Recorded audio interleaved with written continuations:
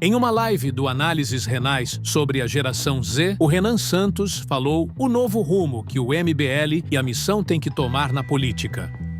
É nítido que o mundo tá pior e o mundo tá mais doente. E com base nisso, eu acho que eu queria começar a live, tá? A gente precisa refletir qual é o nosso papel na política. Porque eu vejo o MBL, a gente teve o nosso desempenho eleitoral, e uma coisa vem me dando uma agonia, e eu tô começando a ficar agoniado. E assim, quando eu tenho essas agonias, o Arthur sempre fica meio pistola. Tipo, uau, o Renan tá com uma agonia, já ele vai ficar viciado nessa agonia, aí ele vai querer corrigir essa agonia, e aí isso vai mudar a vida de todo mundo ao redor, porque eu vou querer convencer as pessoas da minha agonia, e vou querer convencer as pessoas pra participar da minha solução. E eu vou falar aqui, Riso, qual é a minha agonia, talvez você já saiba que eu tô discutindo nos grupos do MBL. Qual é a minha agonia? Eu vejo a eleição do Ítalo, que foi muito bem nas eleições. O Ítalo era um vereador de verdade na cidade dele, ele ganhou, foi o segundo mais votado de Sorocaba. Eu vejo a eleição do Pedro Duarte, uma pessoa de verdade, resolvendo problemas de verdade, reeleito. O Sandro tratou de problemas reais. O Faustino também, de problemas reais de Natal, mesmo agindo e usando redes sociais. Ou seja, logicamente eles misturam as coisas, mas eu olho também o trabalho nosso da Valete. Nós entregamos a Valete, um produto físico.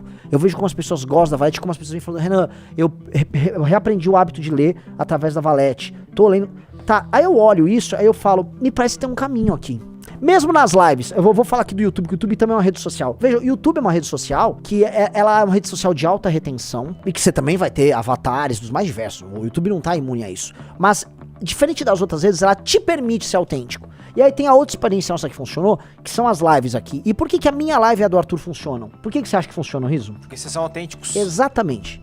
Só que nós não somos o que a gente chama hoje de um autêntico digital. O autêntico digital é um cara que fala verdades nas redes sociais. Aí ele tá falando verdades, na verdade as verdades são feitas com algoritmo. Então o Nicolas é autêntico pro eleitor dele. Todos esses caras são autênticos porque eles falam verdades que o sistema não quer que você diga. Isso é a coisa mais inautêntica que existe. Você finge ser isso. Quando eu digo ser autêntico, hoje, é você lutar para não ser nada além do que você realmente é.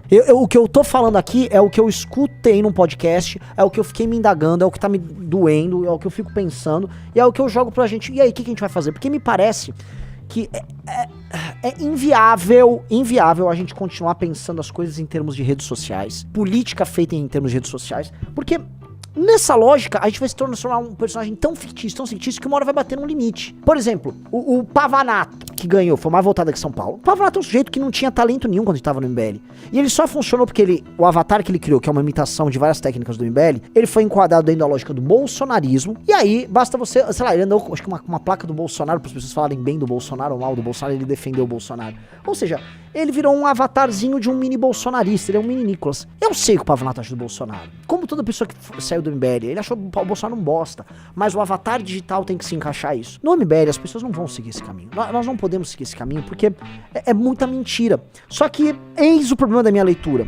Eu achei que as pessoas iam perceber a falta de autenticidade desses avatares digitais, porque isso não bate com o mundo real. Só que o que essa reflexão, o que essa menina que apareceu numa cápsula do tempo com o dreadlock dela, o recado que ela tá dando, que pra mim tá claro, o nosso caminho tem que ser o caminho o tempo todo da autenticidade, porque é inviável esse mundo completamente digital. É inviável. E aí eu ainda vou falar outra coisa. Se eu ultimamente tô sendo cada vez mais reticente com relação a redes sociais, cada vez mais reticente com relação ao uso das redes sociais pra mentira, cada vez mais reticente com relação ao uso de redes sociais por causa de criança, por causa do que vem causando regulamentação desses jogos de tigrinho, porque olha só, a coisa é tão maluca que o avatar digital vai parar numa economia de picareta digital. O jogo do tigrinho tá inserido nisso. Se você for inserir vendedor de curso e jogo do tigrinho, o que nós temos? Nós temos uma economia, um mundo digital. E aí, assim, aí eu teria que falar isso, na verdade, numa aula na academia. Eu vou até transformar isso num artigo pra Valete, tá? O mundo digital feito por avatares,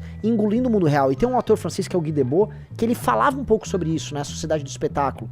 Que na sociedade do espetáculo, as pessoas viviam em imagens construídas. E aí as relações humanas passam a ser mediadas pelas imagens. Que a época foi o boom da televisão, especialmente nos 60 e tal. Televisão, revista. Então as imagens, tô falando literalmente as imagens, elas passam a mediar tudo que se relaciona à sociedade, inclusive as relações de poder naquela sociedade. E me parece que isso tá acontecendo agora com uma nova revolução, que é um novo meio de comunicação que surgiu, que são as redes sociais. E não apenas as redes sociais através desses vídeos curtos e algoritmo. Porque pensa só, toda vez que surge uma grande revolução de comunicação, surge uma revolução política. A gente consegue bater aqui o surgimento da imprensa, lá Gutenberg e tal, com o protestantismo e todas as revoluções que foram acontecendo na Europa logo em seguida, a começar pela reforma protestante.